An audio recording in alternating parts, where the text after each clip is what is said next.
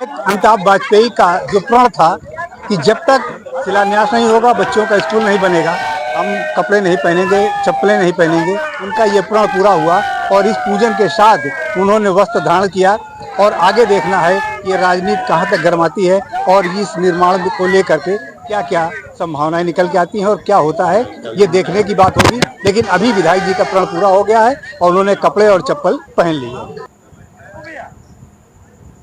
प्राथमिक विद्यालय परमठ में निर्माण को लेकर सियासी घमासान में विधायक अमिताभ वाजपेयी की भीष्म प्रतिज्ञा ने सियासी गलियारों में हलचल मचा दी और लखनऊ तक इसकी चर्चा पहुंच गई। आज सीमांकन के पश्चात आनंदेश्वर धाम में दर्शन कर शिलाओं को सर पर रखकर विद्यालय परिसर में पहुंचे विधायक अमिताभ वाजपेयी ने विधि विधान से शिलान्यास किया और अपनी प्रतिज्ञा पूरी कर वस्त्र धारण किए। मौके पर भारी पुलिस बल और भीड़ के बीच शिलान्यास का कार्य संपन्न हुआ।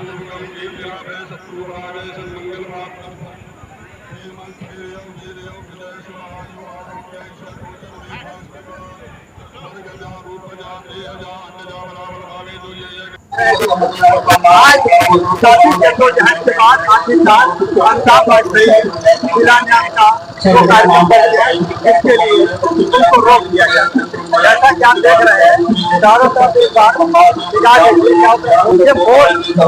बात को देख रही है कि जैसा कि पहले उनको रोका गया था और सुरक्षा व्यवस्था को तगड़ी करके इस बार भी और आज वो यहाँ पर शिलान्यास करने के लिए आए हुए हैं और अंदर शिलान्यास चल रहा है। हम आपको दिखाएंगे, भीड़ लगी हुई है और भीड़ का ये आरंभ है जहाँ पे आप देख सकते हैं। आप देखिए यहाँ पर वो कार्यक्रम किया जा रहा है जिसके लिए इतने अड़ंगे लगाए गए थे, इतनी परेशानियां हुई थी। आखिरकार वही चीज फिर विधायक जी के द्वारा यहाँ पर किया जा रहा है। ये भीड़ के अंदर यहाँ पर देख सकते हैं कि आज जो है वही कार्यक्रम जिसको रोकने के लिए प्रशासन ने एड़ी चोड़ी का दल लगा दिया था, आज वही कार्यक्रम फिर हो रहा है। अगर यही कार्यक्रम पहले भी शांतिपूर्वक ढंग से हो जाता तो हो सकता है इतनी जो परेशानियां हुई है, जो विवाद हुआ है, उससे बचा जा सकता था। लेकिन शासन प्रशासन और उन लोगों की जो कार्रवाइयां थी उसके बावजूद विधायक जी ने जो प्रण लिया था कि हम नंगे पैर रहेंगे, कपड़े नहीं पहनेंगे, आज इस शिलान्यास के बाद शायद उनका अपना जो प्रतिज्ञा थी वो पूरी हो जाएगी। और आज के बाद इस विद्यालय का जो शिलान्यास का उन्होंने प्रण लिया था वो भी पूरा हो जाएगा और विधायक जी की अपने प्रण त्यागते हुए अपने कपड़े पहनने के लिए वापस आएंगे। आगे क्या होता है इसको भी हम बताते रहेंगे। अच्छे काम में कोई रोड़ा नहीं चाहिए। और वारी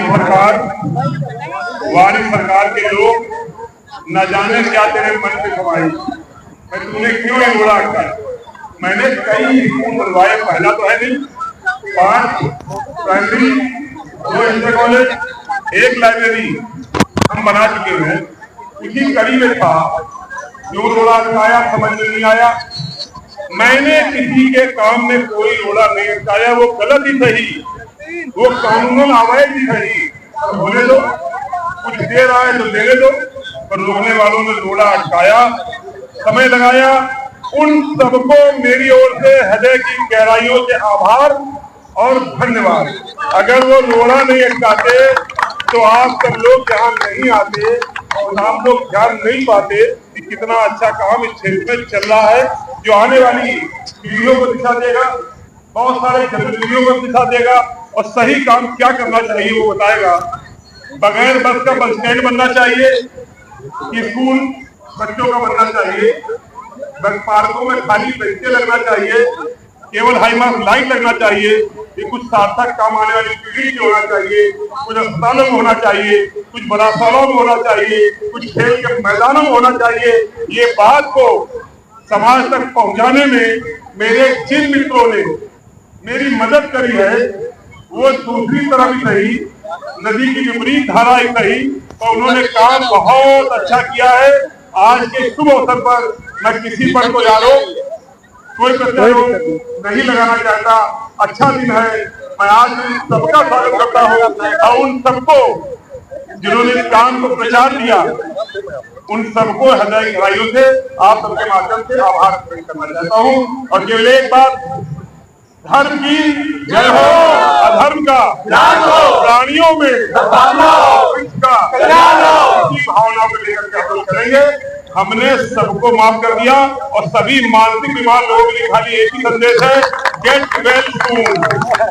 अच्छा भाई साहब ये बताइए कि जो है ये 1000 गज का एरिया था, इसमें आधा आपका बट गया, आधा उनका बट गया है, तो ये हमको समझ में नहीं आया इतनी लड़ाई केवल 1000 गज के लिए क्यों हुई? लड़ाई इस बात की थी, देखिए लड़ाई तो शुरू करी बड़े अधिकारियों ने, जो सत्ता के दबाव में एक तरफा काम करते हैं। जब एक एनओसी थी तो दूसरी एनओसी को काम पूरा होने के बाद देनी चाहिए। मेरा ये पहला स्कूल है, किसी का भी पहला स्कूल है। जिसको जो बनाना हो, यहाँ बनाना हो चाहे जहाँ बनाना हो, हमने नहीं रोका, हम नहीं रोकेंगे। ये अधिकारी सत्ता के दबाव में काम करते हैं, बुजदिल अधिकारी हैं, नाकारा अधिकारी हैं, भ्रष्ट अधिकारी हैं।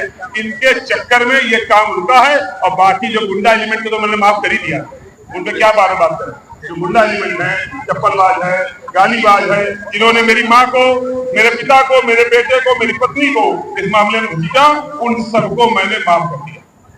अगर आप ये वीडियो YouTube पर देख रहे हैं तो हमारे चैनल को सब्सक्राइब करें और बेल आइकन को दबाना ना भूलें। अगर आप Facebook पर ये वीडियो देख रहे हैं तो हमारे पेज को लाइक करें।